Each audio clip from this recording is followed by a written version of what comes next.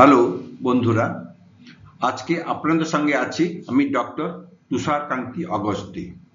আজকে আমরা একটা খুব ইন্টারেস্টিং বিষয় নিয়ে আলোচনা করব এবং সেটা হলো স্টেরয়েড।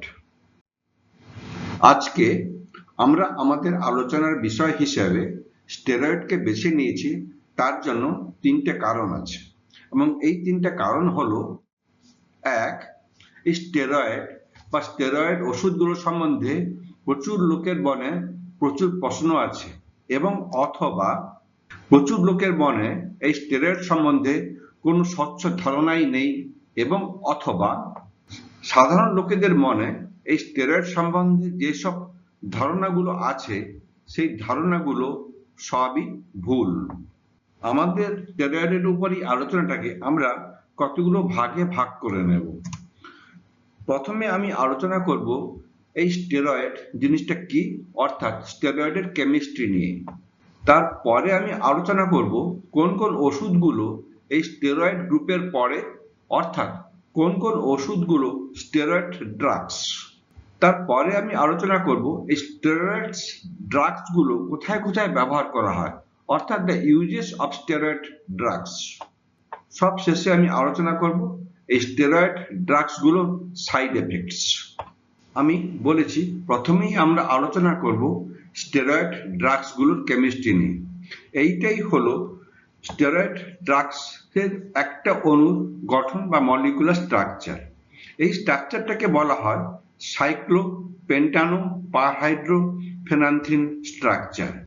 এর মধ্যে চারটে রিং থাকে, তার মধ্যে এ, বি এবং সি রিংটা হলো সাইক্লোহেক্সেন এবং ডি রিংটা হলো সাইক্লোপেন্টেন। এই ডি রিং এর সঙ্গে যুক্ত থাকে একটা সাইড চেন। টোটাল কার্বন সংখ্যা থাকে নিয়ার অ্যাবাউট 27। এইটাই হলো একটা কোলেস্টেরলের অণুর গঠন বা মলিকুলার স্ট্রাকচার। অর্থাৎ সমস্ত স্টেরয়েড ড্রাগস এই কোলেস্টেরল থেকেই সিনথেসিস করা হয়। এখনো আমি আছি স্টেরয়েডের কেমিস্ট্রির আলোচনার মধ্যে। আমি এখন আলোচনা করব ওই সাইক্লোপেন্টানো পারহাইড্রোফেনান্থিন স্ট্রাকচারে বিভিন্ন জায়গায়, অর্থাৎ বিভিন্ন কার্বনের সঙ্গে বিভিন্ন রকম অ্যাটম বা রেডিক্যালস লাগিয়ে কিভাবে নতুন নতুন স্টেরয়েড তৈরি করা হয় সেই আলোচনায়। প্রথমে আসি কর্টিকোস্টেরনে। কর্টিকোস্টেরনে কি করা হয়, 11 নম্বর কার্বন পজিশনে একটা OH রেডিক্যালকে লাগিয়ে দেওয়া হয়। এইটাই হচ্ছে 11 নম্বর কার্বন পজিশনে, ওখানে একটা OH রেডিক্যাল লাগিয়ে দিলে সেটা হয়ে যাবে কর্টিকোস্টেরন। হাইড্রোকর্টিজোনস এর 17 কার্বন পজিশনে একটা OH এবং 11 কার্বন পজিশনে আর একটা OH। 17 কার্বন পজিশন ওখানে একটা OH এবং 11 কার্বন পজিশনে আর একটা OH যদি আমরা লাগিয়ে দিতে পারি তাহলে সেই যৌগটা হয়ে যাবে হাইড্রোকর্টিজোনস। কর্টিজনে কি করা হচ্ছে, 17 কার্বন পজিশনে একটা OH রেডিক্যাল এবং 11 কার্বন পজিশনে একটা অক্সিজেন অ্যাটম। 11 কার্বন পজিশন ওখানে যদি আমি একটা অক্সিজেন অ্যাটম এবং 17 কার্বন পজিশনে যদি আমি একটা OH রেডিক্যাল লাগিয়ে দিতে পারি তাহলে সেটা হয়ে যাবে কর্টিজোনস। প্রেডিসোলনে কি করা হচ্ছে, 1 এবং 2 কার্বন পজিশনে একটা ডাবল বন্ড, 1 and 2 কার্বন পজিশনে একটা ডাবল বন্ড এবং OH at 17 carbon OH and at 11 carbon OH, তাহলে এইটা হয়ে যাবে প্রেডনিসোলন। সেরকমই ট্রাইঅ্যামসিলন, ডেক্সামিথাজোন, বিটামিথাজোন, ফ্লুড্রোকর্টিজোনস এবং অ্যালডোস্টেরন, এই এতগুলো স্টেরয়েড তৈরি করা হয় এবং আরো অনেক রকম স্টেরয়েড তৈরি করা হয়। সব উদাহরণ এখানে দেওয়া সম্ভব হচ্ছে না, আমি কিছু উদাহরণ দিয়ে বললাম একটা পেন্টানো পারহাইড্রোফেনান্থিন স্ট্রাকচার থেকে কিভাবে সমস্ত স্টেরয়েড তৈরি করা হয়। আমরা যত স্টেরয়েড ব্যবহার করি সেই স্টেরয়েডগুলোকে আমরা বিভিন্ন রুটের সাহায্যে শরীরের মধ্যে ঢোকাতে পারি। সেই রুটগুলো হলো, 1, ট্যাবলেটের সাহায্যে মুখের মধ্যে খাইয়ে, 2, ইনজেকশনের সাহায্যে, 3, বিভিন্ন রকমের ড্রপের সাহায্যে, 4, বিভিন্ন রকম নেবুলাইজারের সাহায্যে লাংসের থ্রো দিয়ে, 5, অয়েন্টমেন্ট বা মলম হিসাবে চামড়ার উপর ব্যবহার করে। কিন্তু যে সমস্ত স্টেরয়েডগুলো সাধারণত সিস্টেমেটিক্যালি ব্যবহার করা হয় মুখে ট্যাবলেটের সাহায্যে খাইয়ে অথবা ইঞ্জেকশনের মাধ্যমে, সেই স্টেরয়েডগুলোকে আমরা মোটামুটি 3টে গ্রুপে ভাগ করতে পারি। এক, শর্ট অ্যাক্টিং গ্রুপ, তার মধ্যে পড়ে হাইড্রোকর্টিজনস। 2, ইন্টারমিডিয়েট অ্যাক্টিং গ্রুপ, তার মধ্যে পড়ে প্রেডনিসোলোন, মিথাইল প্রেডনিসোলোন, ট্রাইঅ্যামসিনোলোন এবং ডেফ্লাজাকড। এদের অ্যাকশন থাকে প্রায় 12 থেকে 24 ঘন্টা, অর্থাৎ এদের দিনে একবার ব্যবহার করলেই চলবে। লং অ্যাক্টিং গ্রুপ, এর মধ্যে পড়ে ডেক্সামিথাজোন, বিটামিথাজোন। এদের অ্যাকশন থাকে 24 ঘন্টার ওপরে, অর্থাৎ এদের দিনে একবারই ব্যবহার করতে হবে। এছাড়া যে ওষুধগুলো আমরা মলমের সাথে ব্যবহার করছি সেগুলোর কোনো নির্দিষ্ট থাকে না, নিয়ম থাকে না, সেগুলো ডাক্তারবাবু কন্ডিশন দেখে অসুখটা কতটা সিরিয়াস তার উপর অবস্থা দেখে দিনে 2বার 3বার 4বারও ব্যবহার করতে বলতে পারেন। সেরকমই নেবুলাইজার হিসেবে যে সমস্ত স্টেরয়েড আমরা ব্যবহার করছি সেগুলো ডাক্তারবাবুরা অসুখের সিভিয়ারিটি অনুসারে বলবেন দিনে কবার ব্যবহার করবেন। এইবারে আমি আলোচনা করব কোন কোন স্টেরয়েড কোন কোন রুট দিয়ে শরীরের মধ্যে ঢোকানো হয়, অর্থাৎ কোন কোন অসুখে কি কি স্টেরয়েড ব্যবহার করা হয়। যেমন কোনো স্কিনের অসুখ হলে মলমের সাহায্যে আমরা এই স্টেরয়েডগুলো ব্যবহার করতে পারি, যেমন বিটামিথাজোন, বিক্লোমিথাজোন, ক্লোবিটাজল, ফ্লুসিনোলন, মোমেন্টাজোনস, ট্রাইঅ্যামসিনোলন।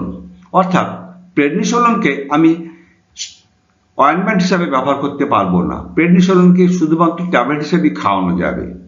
যখন আমরা কোনো অ্যাজমা পেশেন্টকে চিকিৎসা করব তখন নেবুলাইজার হিসাবে আমরা শুধুমাত্র বিক্লোমেথাজোন, বুডেসোনাইট, সিক্লেসোনাইট, ফ্লুটিকাজোনস এবং মোমেটাজোনসকেই নেবুলাইজার হিসাবে আমরা ব্যবহার করতে পারবো। এখানে কিন্তু ট্রাইঅ্যামসিনোলনকে নেবুলাইজার হিসাবে আমরা ব্যবহার করতে পারবো না। এইরকমই প্রত্যেকটা রুটে কি কি আমরা স্টেরয়েড ব্যবহার করতে পারবো তার নির্দিষ্ট একটা রুলস আছে বা নিয়ম আছে। আমরা যখন কোনো আর্থ্রাইটিসে জয়েন্টের মধ্যে কোনো স্টেরয়েড ইনজেকশন দেব তখন আমরা শুধু ব্যবহার করি হাইড্রোকর্টিজন অ্যাসিটেট এই স্টেরয়েডটাকে।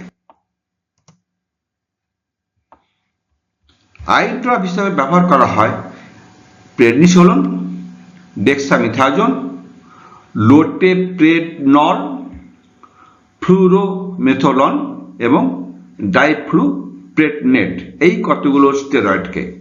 এতক্ষণের আলোচনা থেকে আমরা নিশ্চয়ই বুঝতে পেরেছি অ্যাকচুয়ালি এই স্টেরয়েড ওষুধগুলো কি, তাদের আণবিক গঠন কেমন হয় এবং তাদের শ্রেণীবিভাগ ইত্যাদি।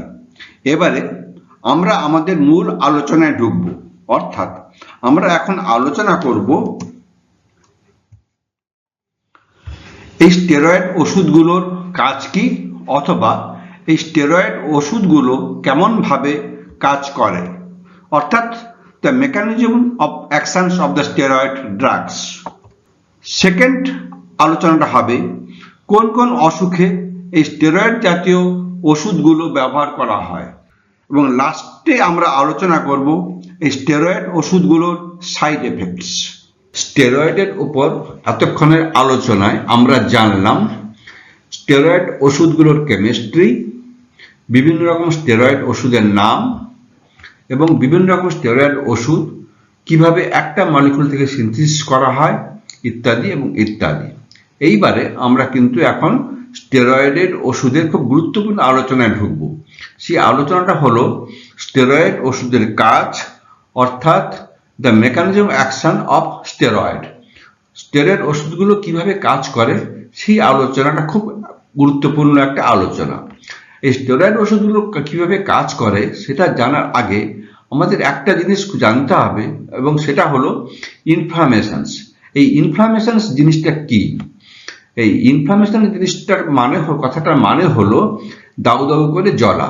আমরা যখন কোনো দেখেছি রাস্তায় কোনো ট্রাক পেট্রোল, ডিজেল, কেরোসিন অথবা এলপিজি নিয়ে যায়, তখন সেই ট্রাকের গায়ে লেখা থাকে হাইলি ইনফ্লামেবলস। হাইলি ইনফ্লামেবল কথাটার মানে হলো একটা অগ্নিস্ফুলিঙ্গ পেলে দাউ দাউ করে জ্বলে ওঠা। অর্থাৎ ইনফ্লামেশন কথাটার অর্থ হলো দাউ দাউ করে জ্বলা। আমাদের শরীরে যখন কোথাও কোনো ইনজুরি হয় বা আঘাত লাগে, তখন সেই জায়গাটা লাল হয়ে যায়, ফুলে যায়, গরম হয়ে যায় এবং ব্যথা হয়। অর্থাৎ লাল হয়ে যাওয়া, ফুলে যাওয়া এবং গরম হয়ে যাওয়া এবং ব্যথা হওয়া, এইসব ঘটনাগুলোকে একসাথে বলা হয় ইনফ্লামেশনস। এখানে আমরা দেখতে পাচ্ছি হাতের এই অংশটাতে একটা ইনজুরি হয়েছে বা আঘাত লেগেছে, সেজন্য এই জায়গাটা ফুলে গেছে, লাল হয়ে গেছে, খুব ব্যথা হচ্ছে এবং খুব গরম হয়ে গেছে। পায়ের এই জায়গাতেও একটা ইনফ্লামেশন হয়েছে, অর্থাৎ এই জায়গাতে একটা অংশ লাল হয়ে গেছে, ফুলে গেছে, ব্যথা হচ্ছে এবং গরম হয়ে গেছে। এখানে একটা ফোঁড়াতেও আমরা দেখছি জায়গাটা লাল হয়ে গেছে, ফুলে গেছে, ব্যথা হচ্ছে এবং জায়গাটা গরম হয়ে গেছে। এই সব ঘটনাকে একসাথে বলা হয় ইনফ্লামেশনস।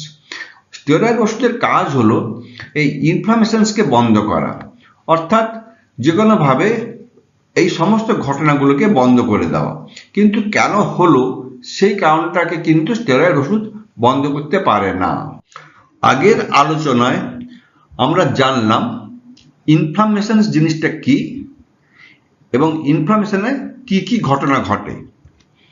এখন আমি ব্যাখ্যা করব ইনফ্লামেশনে ওই ঘটনাগুলো কেন ঘটে।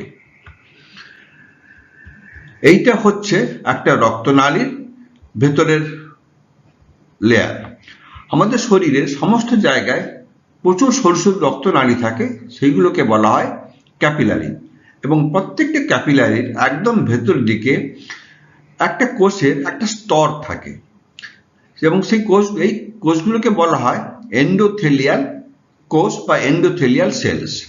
এবং এই যে লেয়ার, এই লেয়ারটাকে বলা হয় এন্ডোথেলিয়াল লেয়ার। যখন কোনো ইনজুরি হয় তখন এই এন্ডোথেলিয়াল সেলসগুলো ড্যামেজ হয়ে যায় এবং এখান থেকে অনেক রকমের কেমিক্যালস বেরোয়। সেই কেমিক্যালসগুলো তখন ডব্লিউবিসিকে আকর্ষণ করে এবং ডব্লিউবিসিগুলো এসে এন্ডোথেলিয়াল সেলসগুলোর সঙ্গে অ্যাটাচড হয়ে যায়। তারপর কি হয়, এন্ডোথেলিয়াল সেলসগুলোর মধ্যে একটা গ্যাপ তৈরি হয় এবং ডব্লিউবিসিগুলো সেই গ্যাপ দিয়ে বাইরে বেরিয়ে আসে, অর্থাৎ টিস্যুর মধ্যে ঢুকে যায়। টিস্যুর মধ্যে ঢোকার পরে এই ডব্লিউবিসিগুলো ভেঙে যায় এবং এই ভাঙা ডব্লিউবিসি থেকে প্রচুর পরিমাণে কেমিক্যালস বেরোয়, সেগুলোকে বলা হয় cytokines. Cytokines 1, cytokines 2, cytokines 3 etcetera etcetera. তখন এই সাইটোকাইনসগুলো এই ক্যাপিলারিগুলোকে ডাইলেট করে দেয়, অর্থাৎ এগুলো ফুলে যায়, মোটা মোটা হয়ে যায় এবং তার মধ্যে প্রচুর রক্ত সরবরাহ বাড়তে থাকে, প্রচুর ডব্লিউবিসি আসতে থাকে এবং আরো ডব্লিউবিসি বাইরে আসতে থাকে। যেমন করে কোথাও একটা যুদ্ধ লাগলে যেমন ওখানে ট্রাকের আনাগোনা, জিপের আনাগোনা বেড়ে যায়, সৈন্যের আনাগোনা বেড়ে যায়, সেরকম কোথাও কিছু একটা শরীরে ইনজুরি হলে সেখানে ডব্লিউবিসির রক্ত সরবরাহ বেড়ে যায়। তখন রক্ত দিয়ে ডব্লিউবিসির সংখ্যা প্রচুর আসতে থাকে এবং ডব্লিউবিসি গুলো বাইরে আসতে থাকে, কারণ শত্রুকে মারতে হবে। ফলে এখন রক্ত সরবরাহ বেড়ে যাওয়ার জন্য জায়গাটা লাল হয়ে যাবে এবং এন্ডোথেলিয়াল সেলসগুলোর মধ্যে গ্যাপ হয়ে যাওয়ার জন্য তার মধ্যে দিয়ে জল রক্ত থেকে বেরিয়ে আসার জন্য এই জায়গাটা ফুলে যাবে এবং ডব্লিউবিসি থেকে যে কেমিক্যালস গুলো বেরোয় সেগুলো এখানে উপস্থিত সমস্ত নার্ভ ফাইবার্স গুলোকে ইরিটেট করবে, তার জন্য খুব ব্যথা হবে। অতএব আশা করি এখন বোঝা গেল যে ইনফ্লামেশনসে ওই ঘটনাগুলো, অর্থাৎ একটা জায়গা ফুলে যাওয়া, লাল হয়ে যাওয়া, ব্যথা হওয়া, গরম হওয়া, এই ঘটনাগুলো কেন ঘটে। এতক্ষণের আলোচনায় আমরা জানলাম ইনফ্লামেশন জিনিসটা কি, ইনফ্লামেশনে ওই ঘটনাগুলো কেন ঘটে এবং স্টেরয়েডই একমাত্র ওষুধ যে ইনফ্লামেশনসের ওই ঘটনাগুলো বন্ধ করতে পারে। এছাড়া অন্য কোনো ওষুধ দিয়ে ইনফ্লামেশনসের ওই ঘটনাগুলোকে বন্ধ করা যায় না। এবারে আমরা আলোচনা করব কোন কোন অসুখে এই স্টেরয়েড জাতীয় ওষুধ ব্যবহার করা হয়, অর্থাৎ কোন কোন ধরনের ইনফ্লামেশনস হলে আমরা এই স্টেরয়েড জাতীয় ওষুধ ব্যবহার করব। কোন কোন অসুখে আমরা এই স্টেরয়েড জাতীয় ওষুধ ব্যবহার করব সেটা জানার আগে আমাদের সমস্ত অসুখগুলো যে আছে তার একটা শ্রেণীবিভাগ আমাদের জেনে নেওয়া উচিত। আমাদের যত অসুখ আছে তার মোটামুটি একটা শ্রেণীবিভাগ হলো ইনফেকশন হবার জন্য, অর্থাৎ কোনো bacteria, virus, fungus, protozoa, parasites যদি আমাদের শরীরে ঢোকে, তাহলে অর্থাৎ আমাদের শরীরে যদি কোনো ইনফেকশন হয়, তাহলে আমরা অনেক রকম অসুখে আক্রান্ত হতে পারি। যেমন ব্যাকটেরিয়া, টাইফয়েড একটা ব্যাকটেরিয়া অসুখ, tuberculosis, cholera, etcetera etcetera. Virus, আমরা জানি যে ডেঙ্গু একটা খুব ইম্পর্টেন্ট ভাইরাসের জন্য হওয়া অসুখ। তারপর তো আছে corona, influenza, etcetera etcetera. Fungus, বিভিন্ন রকম ফাঙ্গাস, আমাদের দাঁত হয় যাকে আমরা বলি রিংওয়ার্ম, সেটা একটা ফাঙ্গাস জাতীয় অসুখ। প্রোটোজোয়া, ম্যালেরিয়া হচ্ছে একটা প্রোটোজোয়া। অ্যামিবা, জিয়ারিয়া, আমাদের যখন অ্যামিবিয়াসিস হয়, জিয়ারিয়াসিস হয়, সেগুলো এক ধরনের প্রোটোজোয়ার জন্য অসুখ। প্যারাসাইটস, সেগুলো যেগুলো কেঁচোর অসুখ, সেগুলো সব প্যারাসাইটসের অসুখ প্রভৃতি। অর্থাৎ কোন রকম ইনফেকশন হওয়ার জন্য আমাদের যে সমস্ত অসুখ হয় সেগুলোকে আমরা বলি ইনফেক্টিভ ডিজিজ। কোনো কিছু অভাবের জন্য আমাদের যখন কোনো অসুখ হয়, যেমন কোনো vitamin deficiency, iodine deficiency, calcium deficiency ইত্যাদির জন্য যে অসুখগুলো হয়। অ্যান্টিজেন এবং অ্যান্টিবডি রিয়াকশন হওয়ার জন্য, এই অ্যান্টিজেন এবং অ্যান্টিবডি রিয়াকশন হওয়ার জন্য যখন আমাদের শরীরে কোথাও কোনো একটা ফুলে যায়, লাল হয়ে যায়, ব্যথা হয়, সেগুলোকে বলা হয় নন ইনফেক্টিভ ক্রনিক ইনফ্লামেশনস। যেমন একটা এক্সিমা হলো, অথবা কোনো একটা রিমোটের আর্থ্রাইটিস হলো, সেই সবগুলোকে বলা হয় অ্যান্টিজেন অ্যান্টিবডি রিয়াকশনস। সেগুলো নিয়ে আমি একটু পরে আবার আলোচনায় আসবো। এই নন ইনফেক্টিভ ক্রনিক ইনফ্লামেশনস হচ্ছে স্টেরয়েডের ওষুধের প্রধান জায়গা। এই ধরনের অসুখগুলোতে স্টেরয়েড ওষুধ মেনলি ব্যবহার করা হয়, এবং সেই আলোচনায় পরে আমরা আবার আসবো। কিন্তু কোনো অ্যাকিউট ইনফ্লামেশনসে স্টেরয়েড ওষুধ ব্যবহার করা হয় না।